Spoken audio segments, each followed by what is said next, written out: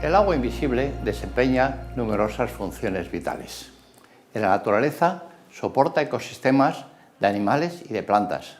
En muchas regiones modela el paisaje, crea la morfología y también permite que fluya agua por el cauce de los ríos durante todo el año. Aparte de estas funciones ecológicas, es vital para el hombre porque es fuente de abastecimiento y también en la producción de alimentos. Esta multiplicidad de funciones del agua subterránea a veces genera conflictos entre ellas.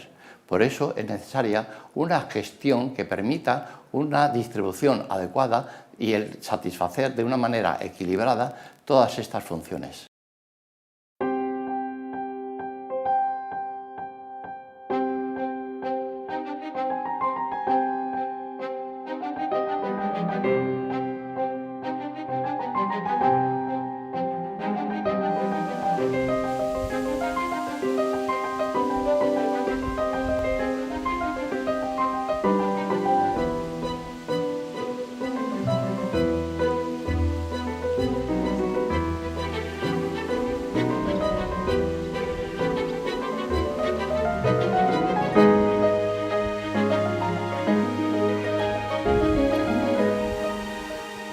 La decisiva función medioambiental del agua subterránea es sin duda uno de sus aspectos menos conocidos, pero no por eso menos importante. Aunque en ocasiones no la veamos, muchos de los paisajes llenos de vida que contemplamos se deben a la presencia de agua subterránea. Este es el caso de los humedales.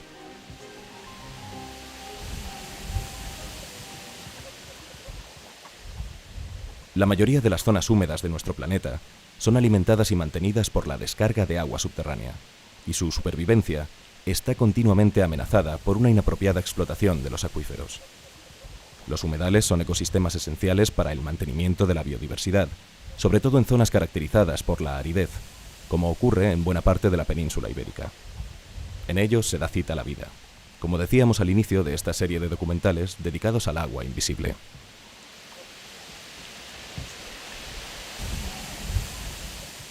Tienen, además, una importante función económica que el hombre ha venido explotando desde el pasado, con un futuro prometedor, ahora que la vuelta al contacto con la naturaleza tiene un valor añadido cada vez más apreciado.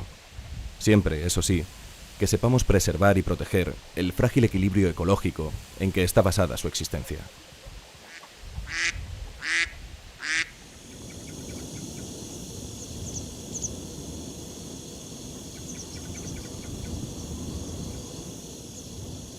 Si en los humedales es habitual una lámina superficial de agua, no ocurre lo mismo en los criptohumedales, llamados así porque los procesos que conforman su ecosistema quedan ocultos a los sentidos del hombre.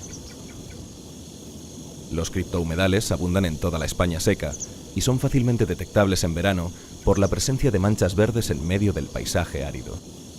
Su compleja y frágil existencia se debe a la humedad bajo la superficie del terreno, que, alimentada por el acuífero, facilita la presencia de formaciones vegetales cuyas raíces profundizan en el subsuelo buscando la zona saturada. Los criptohumedales son esas porciones del terreno que son humedales, pero en donde no abundan los animales acuáticos o normalmente no se reconocen plantas propias de ambientes acuáticos, sino más bien tanto animales como plantas están asociadas al hecho de que se evapore mucha agua. Y en verano, cuando esté seco todo el entorno del humedal, estará amarillo, estará agostado en el mes de agosto, el humedal seguirá estando verde, consecuencia de la capacidad evaporativa que tiene el terreno.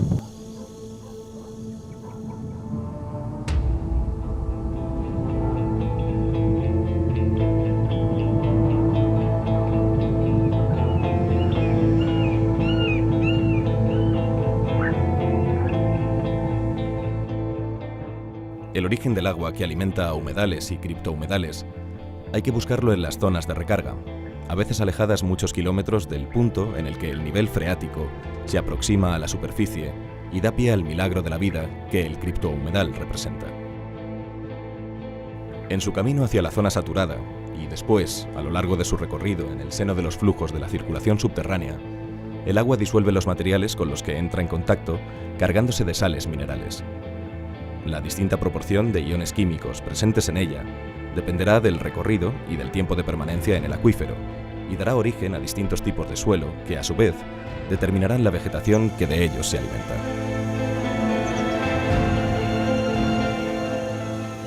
Fundamentalmente, son 4 los grupos de plantas presentes en los criptohumedales. Según el grado de tolerancia a la salinidad, se distinguen las halófitas, que se desarrollan en hábitats salinos a los cuales se han adaptado por un proceso evolutivo, y las glicófitas, que por el contrario viven sobre mantos acuíferos de calidad de agua muy dulce. Un tercer grupo lo componen las plantas que toleran con éxito un grado notable de alcalinidad, lo que les permite vivir sobre aguas salobres. El cuarto grupo lo forman plantas que se adaptan con mayor o menor éxito a cualquier tipo de agua. Pueden aparecer formando comunidad propia o compartida con alguno de los grupos anteriores. El criptohumedal es uno de los grandes remodeladores del paisaje, sobre todo en las zonas áridas. Un ejemplo muy peculiar y al mismo tiempo muy abundante en las áreas costeras es el de las albuferas, propiciadas con la ayuda del mar por la formación de restingas. Una restinga es una barra de arenas y de cantos rodados que se forma a lo largo de la costa en un mar somero, a lo largo de una corriente. Cuando esta barra emerge por encima del nivel de agua, independiza el mar de un lago interno que se llama albufera. Es una zona húmeda conectada con el acuífero, de forma que la alimentación de agua a esta antigua albufera, a esta marjalería, es a través de manantiales subterráneos llamados huyals, por donde el acuífero descarga agua en la marjalería. De forma que si actuamos sobre el acuífero, por ejemplo, sobreexplotándolo, haremos descender hasta la desecación a esta antigua albufera, que tiene una cierta función ecológica, puesto que sirve de refugio a un gran número de aves. Pero con estos ejemplos no se agota el papel que desempeña el agua subterránea en la configuración del medio y del paisaje. Cuando se descarga directamente al mar, origina peculiares ecosistemas costeros, pero también coopera de una forma decisiva en la formación y el mantenimiento de muchos lagos, como los de la comarca catalana del Pla del Estany, el mayor y más conocido de los cuales es el de Banyoles. El lago de Banyoles es singular desde el punto de vista hidrológico y hidrogeológico porque, a pesar de que sí que tiene una cierta aportación de aguas superficiales, la mayor parte de sus aportaciones son subterráneas.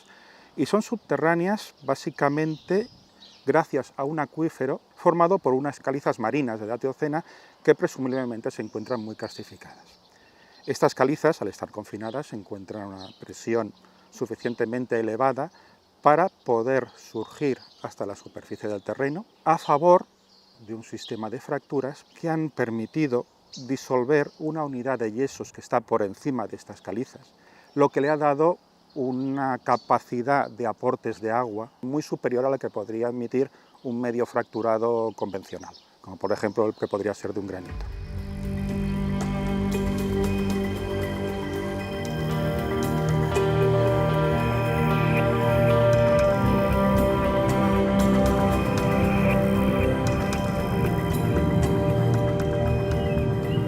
La disolución de las calizas permite al agua subterránea generar muchos de los parajes que contemplamos en las regiones de suelo calcáreo que abundan en España, en Europa y en buena parte del mundo. Bajo el suelo, el progresivo descenso del nivel freático va dejando cavernas pacientemente horadadas por el agua que sorprenden por la fantástica belleza de sus formas.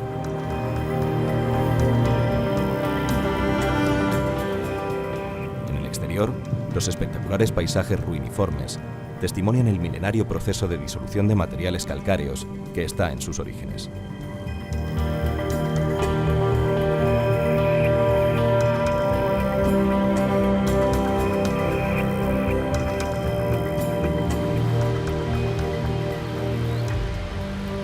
Menos evidente para el profano es la función de soporte que el agua subterránea presta a los bosques de ribera.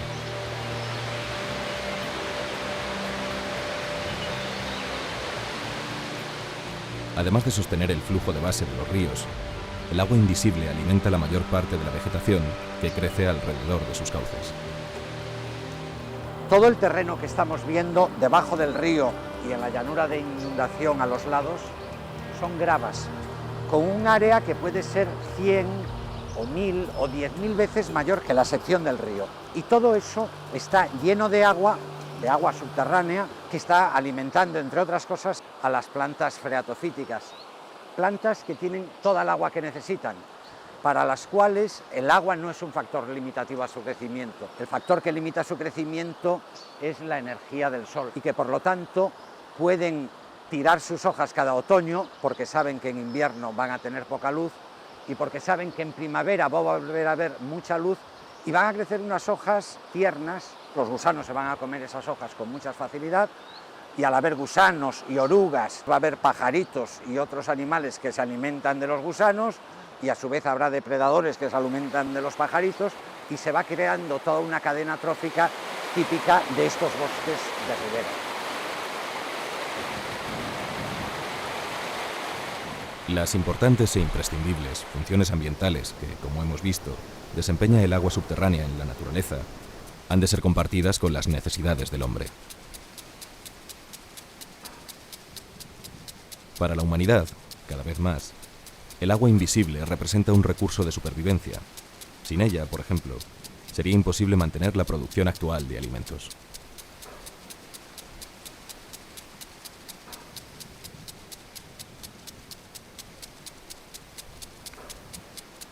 Un tercio de la población mundial depende del agua subterránea para sus necesidades diarias, y cientos de millones de agricultores riegan las tierras gracias a este imprescindible recurso. De todos los usos del agua, la agricultura es la que más agua consume y mayor competencia sostiene con el medio ambiente debido a los cambios en el uso del suelo y a la contaminación por fertilizantes y pesticidas. La agricultura se enfrenta hoy al gran reto de consumir menos agua, contaminar menos y producir más alimentos.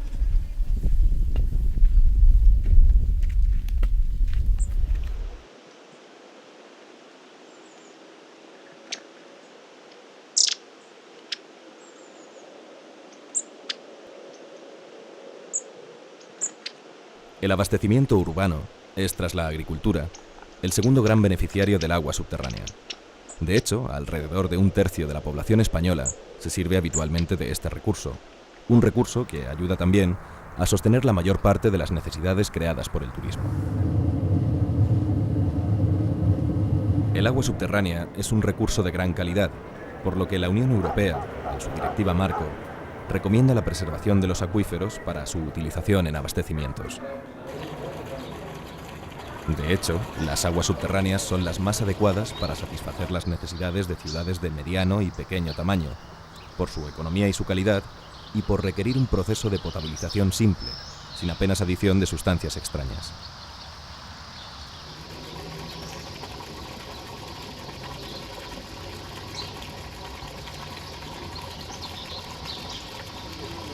En el caso del canal podemos decir como valores medios que los caudales unitarios por pozo puede ser en torno a 60 litros segundo y eso implica una capacidad de aportación anual en circunstancias de sequía del orden de 50-60 hectómetros cúbicos año. Eso supone cerca de un 9% del volumen total abastecido en los periodos que estamos funcionando.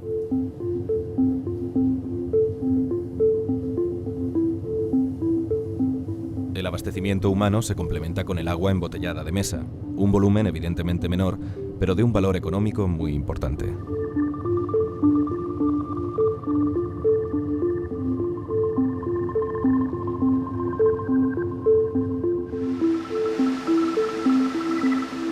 Los acuíferos también suministran agua a la industria, el tercer uso en importancia, con cerca de 900 hectómetros cúbicos anuales en España. Pero además de los usos industriales, el agua subterránea se utiliza para fines terapéuticos en los balnearios que puntean toda la geografía de nuestro país. Y para describir un panorama completo, no podemos olvidar otros usos de carácter lúdico, pero con un relevante valor económico. El total arroja una cifra cercana a los 7.000 hectómetros cúbicos anuales, lo que sitúa a España, en el uso de agua subterránea, por encima de la media de los países que componen la Organización para la Cooperación y el Desarrollo Económico, el Club de los Países Ricos, como alguien definiera a ese grupo de naciones.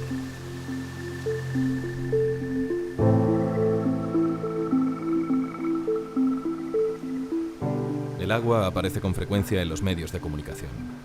Sequías, escasez, contaminación y conflictos bélicos provocados por su apropiación son problemas que ponen de manifiesto la necesidad de una buena ordenación en el uso de este vital recurso, o lo que es lo mismo, la necesidad de una buena gestión.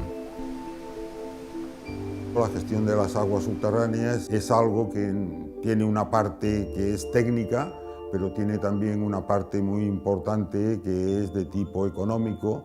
El agua, para cumplir sus funciones, tiene que tener unos determinados parámetros económicos, tiene una parte legal, tiene una parte social muy importante y, por supuesto, tenemos que compartir nuestros deseos de extraer y poner a disposición ese agua con la naturaleza. Y la gestión tiene que tomar en cuenta esto, y todo esto se hace de acuerdo pues, con unas reglas y también con arreglo a una planificación, si esa planificación existe.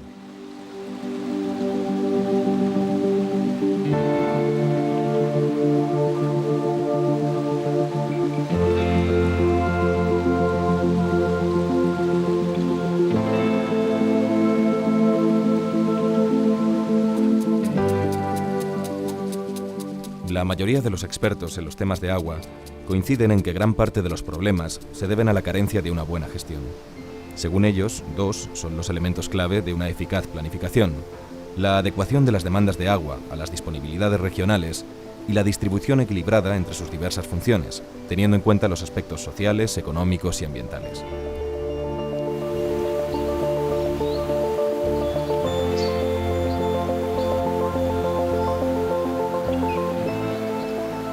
Por otra parte, aplicar la forma de gestión del agua superficial a la subterránea es un error que se comete con frecuencia.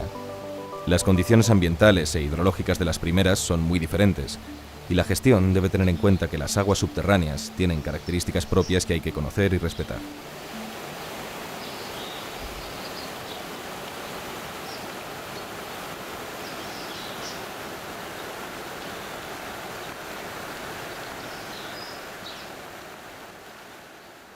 Las aguas subterráneas es un recurso diferente de las aguas superficiales. Realmente es un recurso en el cual ha predominado la iniciativa individual, los costes de extracción son relativamente baratos.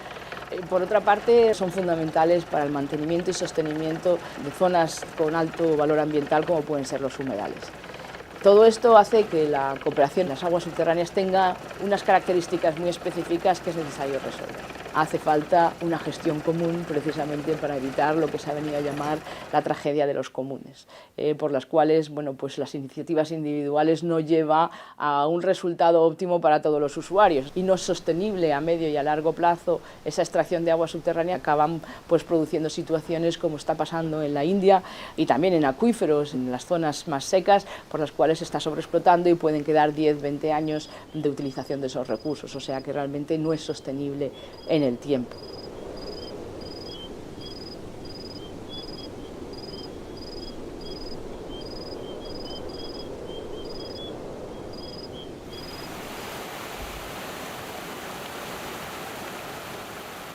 Existen diversos niveles de gestión de las aguas subterráneas, desde el supranacional al de las pequeñas comunidades de usuarios. En todos ellos se dispone de una normativa, un plan financiero y una estructura administrativa encargada de su cumplimiento.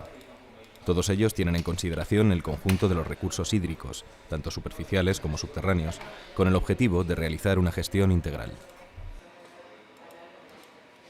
La Directiva Marco de Agua ha establecido la planificación hidrológica como uno de sus fundamentos de implantación de la política de agua en la Unión Europea, una cosa que ya existía en España. Existe la planificación a nivel nacional, que el Plan Hidrológico Nacional tiene rango de ley y sirve para coordinar todos los planes de las diferentes demarcaciones. La base es la legislación básica europea y nacional, y el plan hidrológico, digamos, que es la hoja de ruta específica para cada una de las cuencas con sus problemas específicos y concretos. En el siglo XIX la gestión del agua se realizaba por provincias. En el caso de la cuenca del Ebro, pues había 17 provincias.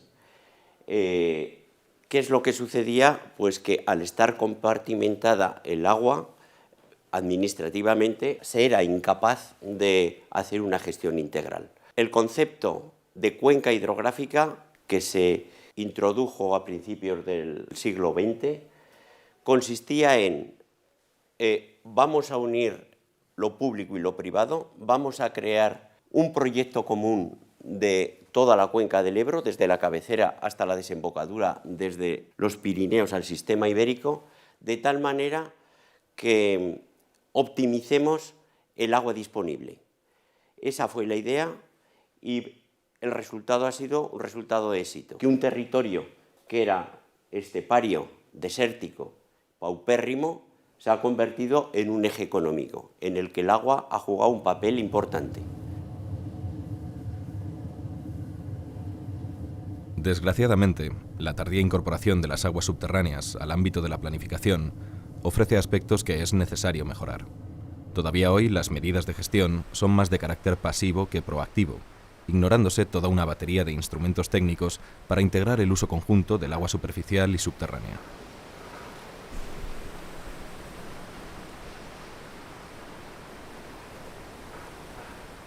Yo creo realmente que habría mucho margen de un uso mucho más eficiente y racional de esas aguas subterráneas.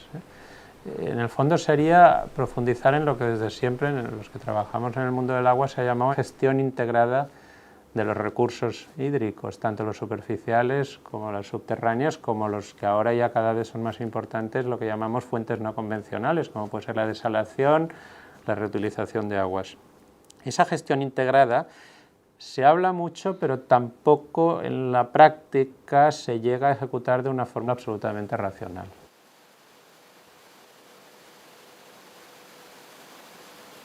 Otro aspecto en el que la gestión del agua subterránea presenta un gran déficit es el legislativo. El hecho de que en la normativa se las trate igual que las aguas superficiales indica que no se ha sabido atender a sus características propias.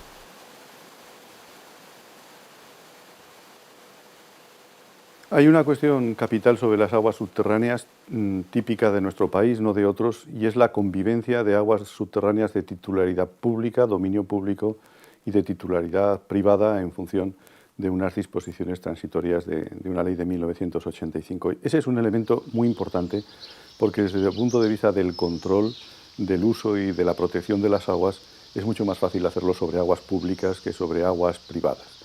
Luego yo creo que tendría que haber inicialmente un movimiento legislativo en torno al favorecimiento del pase de las aguas privadas a las aguas públicas. Pero además y sobre todo, sacar las consecuencias del derecho europeo de aguas, de la Directiva Marco Comunitaria, que no distingue en sus técnicas de utilización y protección de las aguas públicas y las aguas privadas, y somete cualquier tipo de utilización a una autorización administrativa que en España no existe, el legislador no la ha regulado.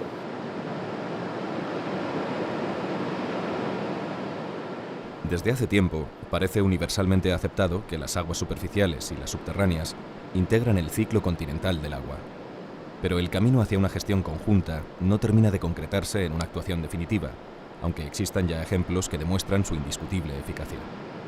Uno de ellos es la recarga artificial de acuíferos, un instrumento de gestión tan importante como los embalses de agua superficial.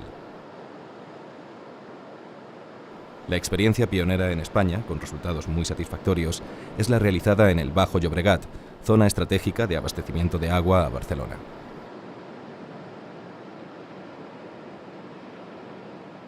Estas balsas de recarga, este sistema de recarga de Sant Vicenç dels Horts, son unas medidas realizadas por la Agencia Catalana del Agua para contribuir a la mejora del estado de los acuíferos del Baix Llobregat.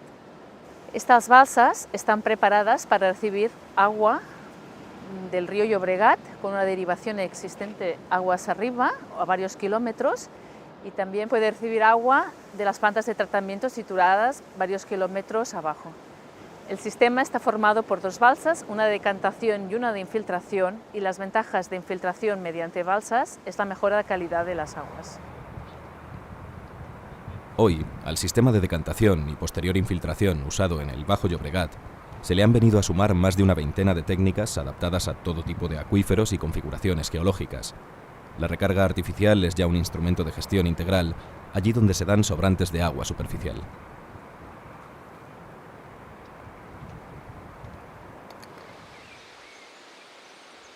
Otro instrumento importante de gestión conjunta e integrada de las aguas es el de las comunidades de usuarios, cuyo antecedente histórico, en el caso de las aguas subterráneas, hay que buscarlo también en Cataluña, donde en 1982 se constituyó la Comunidad de Usuarios de Agua del Delta del Llobregat.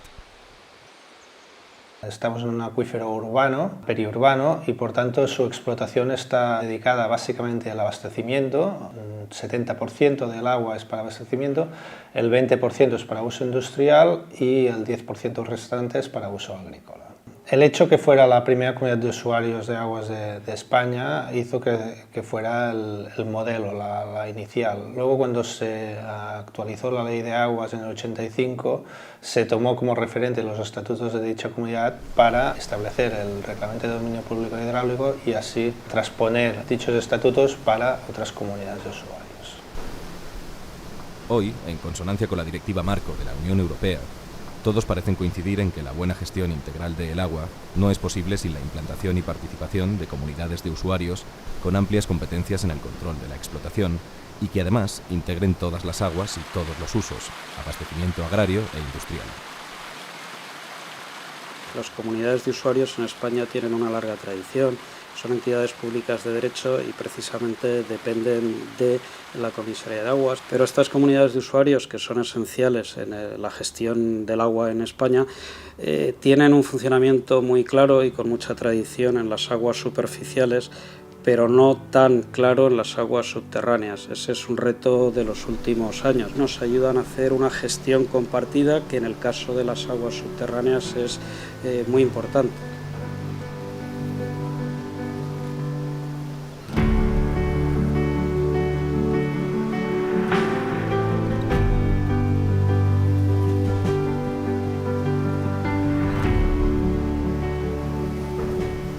Como hemos visto en este capítulo, a pesar de las directrices comunitarias, aún queda mucho por hacer en España, en Europa y en buena parte del mundo para alcanzar una gestión adecuada de los recursos hídricos.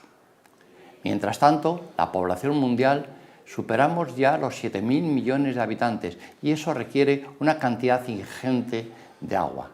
Es necesario, por tanto, una mejor distribución, conservación y, por tanto, una mejor gestión de los recursos para hacer viable la humanidad sobre este planeta.